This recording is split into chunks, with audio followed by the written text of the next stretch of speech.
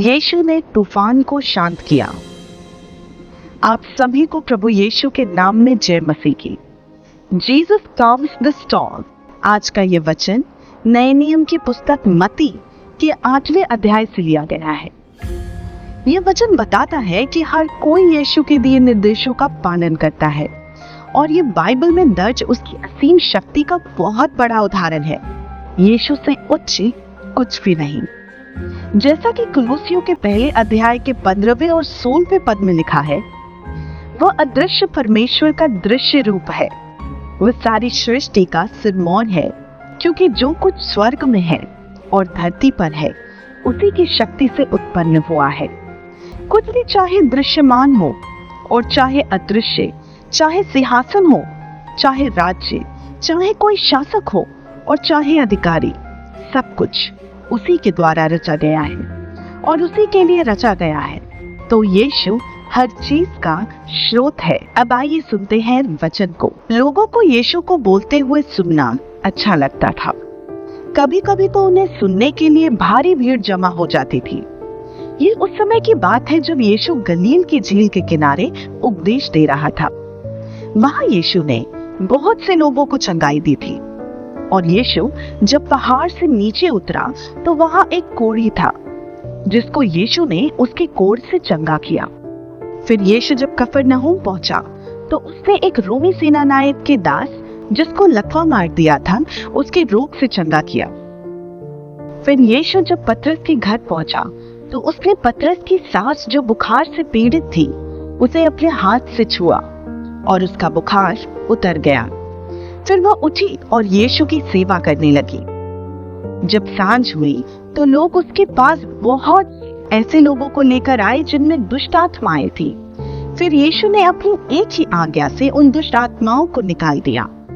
इस तरह उसने सभी रोगियों को चंगाई दी। और ऐसा इसलिए हुआ ताकि परमेश्वर ने भविष्यद्वक्ता यशायाह द्वारा जो कुछ कहा था वह पूरा हो सके। यशायाह के अध्याय 53 के 4 पद में ये सब लिखा है, उसने हमारे रोगों को ले लिया और हमारे संतापों को ओढ़ लिया। फिर यीशु ने जब अपने चारों ओर भीड़ देखी तो उसने अपने अनुयायियों को आज्ञा दी कि वे झील के किनारे चले जाएं। तब यीशु एक नाव पर जा बैठा और उसके अनुयायी भी उसके साथ बैठ गए। उसी समय झील में बहुत भयंकर तूफान उठा कि नाव लहरों से दबी जा रही थी और उस समय यीशु सो रहा था और उसके अनुयायी बहुत घबरा गए और वे उसके पास पहुंचे और उसे जगा कर बोले, प्रभु हमारी रक्षा कर, हम मरने को हैं। तब उसने खड़े होकर तूफान और लहरों को डांटा और चारों तरफ शांति छा गई। फिर यीशु ने उनसे कहा, तुम डरते क्यों हो?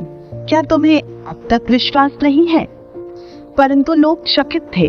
वे आपस में बोलने लगे, आखिर ये है कौन जो हवा और पानी दोनों को आज्ञा देता है और वे उसे मानते हैं। तूफान बहुत तेज था लेकिन यीशु तूफानों को भी रोक सकता है क्योंकि वह परमेश्वर का पुत्र है। यीशु ने अपनी सेवकाई के दौरान 40 से अधिक चमत्कार किए हैं जिनमें बीमारों को ठीक करना, प्रकृति के प्राकृतिक तत्वों को बदलना और यहाँ तक कि लोगों को मृतकों में से जीवित करना भी शामिल है। यीशु के चमत्कार हमें हमारे प्रति उनके प्रेम की गहराई को समझाता है। और अगर आप यीशु के द्वारा किए गए चमत्कारों को समझ गए तो आपका जीवन भी बदल सकता है। और ये सब विश्वास के माध्यम से, विश्वास करने से शुरू होगा। अब आइए देखें कि यह वचन हमें क्या बताता है। आज का यह वचन उन सब के लिए है जो अपने जीवनों में तूफानों का सामना कर रहे हैं और यह बाइबल में दर्ज सबसे प्रसिद्ध चमत्कारों में से एक है। यीशु ने गलील के तूफान को शांत किया था। यह चमत्कार मत्ती, मरकुस और लूका के सुसमाचार में दर्ज है। उस समय यीशु अन्य जातियों तक अपनी सेवकाई का विस्तार करने के लिए झील को पार कर रहे थे। शिष्यों को उनकी इच्छा का अनुमान था और वो उसके इस कार्य का हिस्सा बनना चाहते थे और यही उनकी परीक्षा की घड़ी भी थी। परंतु यीशु के उनके साथ होते हुए भी उनका विश्वास डगमगा गया था। और तूफान को शांत कराने के बाद यीशु ने अपने शिष्यों को डांटते हुए उनसे पूछा कि वे इतने डरे हुए क्यों हैं और उनका विश्वास क्यों डगमगा गया है। यीशु के आश्चर्य कर्म को देखने के बाद शिष्य इतने चकित हो गए थे कि उन्होंने उत्तर देने का भी प्रयास नहीं किया। आज के समय में हमारा भरोसा यीशु से ज्यादा दुनियावी चीजों पर है और हम सब उन्हीं के पीछे भागते रहते हैं। दुनियावी चीजों का मतलब जैसे बड़ी गाड़ी, बड़ा घर, महंगे कपड़े, महंगा फोन इत्यादि। हमारी दुनियावी चीजों को पाने की भूख बढ़ती ही जा रही है कि यह भी होना चाहिए, वो भी होना चाहिए। पर इस संदर्भ में वचन हमें क्या बताता है? मत्ती का 6 अध्याय का 26वां पद हमें बताता है, आकाश के पक्षियों को देखो, वे न बोते हैं, न काटते हैं और न खत्तों में बटोरते हैं, तो भी तुम्हारा स्वर्गीय पिता उनको खिलाता है। क्या तुम उनसे अधिक मूल्य नहीं रखते? तो याद रखिए कि हमारी एक एक जरूरत की चीजों की चिंता हमारे प्रभु परमेश्वर को है। और इस वचन को ध्यान से पढ़िए। यहाँ साफ लफ्जों में लिखा है कि हम उन सब पक्षियों से ज्यादा मूल्यवान हैं जो न बोते हैं और न काटते हैं, परंतु हमारा भरोसा दुनियावी चीजों पर ज्यादा है, जैसा कि चेलों का भी था। और जब वह नाव पे चढ़े तो उन्हें कोई डर ना था, क्योंकि उन्हें उस नाव पर भरोसा था, तभी वह उस पे चढ़े। उन्हें विश्वास था कि वे उस पे बैठ के झील में जाएंगे भी तो वो डूबेंगे नहीं। पर जैसे ही तूफान आया उनका भरोसा टूट गया और वे यीशु के पास भागे। ऐसे ही जीवन के तूफानों में भी ये दुनियावी चीजें हमारा साथ छोड़ देंगी, ये हमारी सहायता नहीं कर पाएंगी। अगर आपका रिश्ता यीशु से अच्छा नहीं है तो सोचिए आपकी सहायता कौन करेगा? वो घड़ी बड़ी मुश्किल होगी। उनके पास यीशु था तो वे बचा लिए गए। यीशु ने चेलों को बचाया क्योंकि चेले उनके साथ थे, वो उसे प्यार करते थे। उन्होंने अपना समय और अपना जीवन यीशु को दिया और वो सब उसके दिखाए मार्गों पर चल रहे थे। अब सवाल ये है, क्या आपने अपना जीवन प्रभु यीशु को दिया है? क्या आपने अपने जीवन का कुछ समय उसके लिए निकाला या उसके कार्य को करने का प्रयास किया? या आप भी बाकी लोगों की तरह दुनियावी चीजों के पीछे भाग रहे हैं? और अगर ऐसा है तो स्मरण रखिए कि यीशु जीवन के तूफानों से आपको तभी बचा पाएगा जब आप उसके पास होंगे, प्रार्थना द्वारा उससे नजदीकियां बढ़ाएंगे, उसके उन दिखाए मार्गों पर चलेंगे जिसके बारे में उसके वचनों में लिखा है। मनुष्यों में विश्वास की कमी है, आज के समय में भी और 2000 वर्ष पहले भी। प्रभु के लोगों में भी विश्वास की कमी थी। जैसा कि इस वचन में भी हमने देखा कि तूफान से चेलों का विश्वास डगमगा गया था। यीशु उनके साथ होते हुए भी सभी घबरा गए, उनका विश्वास हिल गया। गलील झील का जल चारों ओर से भड़क रहा था और चेले घबरा के यीशु की ओर देख रहे थे। उस समय उन्हें यीशु में ही विश्वास और आशा दिख रही थी, मगर तो भी वो प्राणों को लेकर बहुत भयभीत थे। ऐसा उन्हें इसलिए महसूस हुआ क्योंकि उनमें विश्वास की कमी थी। और ऐसा ही हम सबके साथ भी है। हम भी विश्वास करते हुए विश्वास नहीं करते हैं। लूका के 17वें अध्याय के 5वें पद में लिखा है, चेले यीशु से अपने विश्वास को बढ़ाने की सहायता मांगते हैं। वहाँ इस प्रकार लिखा है, तब प्रेरितों ने प्रभु से कहा, हमारा विश्वास बढ़ा। उस समय भी उन्होंने प्रभु से अपने विश्वास की मांग की।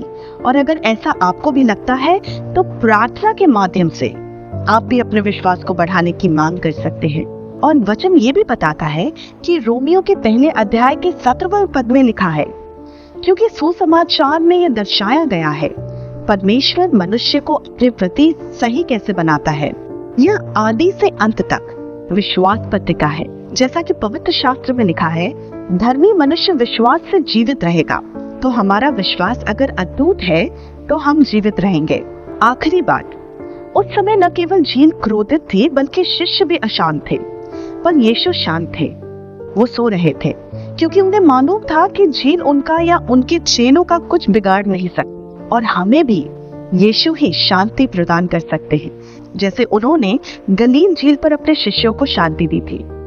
फिलिप्पियों के 4 अध्याय के 7वें पद में लिखा है, तब परमेश्वर की शांति जो सारे समझ से परे है तुम्हारे हृदय और तुम्हारे विचारों को मसीह यीशु में सुरक्षित रखेगी।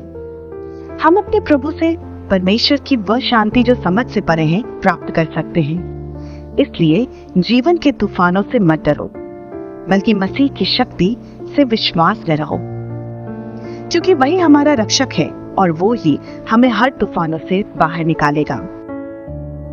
उम्मीद करती हूँ कि आज के इस वचन से आपने बहुत कुछ सीखा होगा। जैसा कि मसीह ने हम सब से कहा है, इस वचन को अपने दोस्तों और करीबियों में शेयर करें ताकि परमेश्वर का वचन हर उस मनुष्य तक पहुंचे जिन्हें उससे प्यार है। Thank you. जय मसीह की। प्रभु यीशु का धन्यवाद हो। हर एक परिवार में एकजुट होकर परमेश्वर की स्तुति प्रशंसा, उसके वचनों को पढ़ना और प्रार्थना करना अति आवश्यक है। आप सभी के घरों में बच्चे होंगे और हमारा ये कर्तव्य है कि हम अपने बच्चों को प्रभु यीशु के बारे में बताएं। परमेश्वर का साथ उनकी हमेशा सहायता करेगा और वो कभी भटकने ना पाएंगे।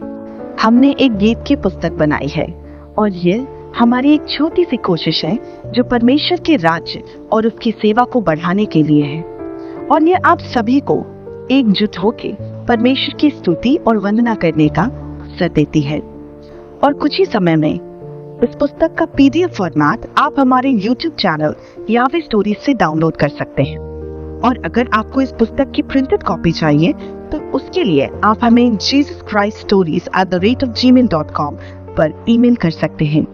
हम आपको बहुत ही न्यूनतम कीमत में आपके घर तक पहुंचवा देंगे।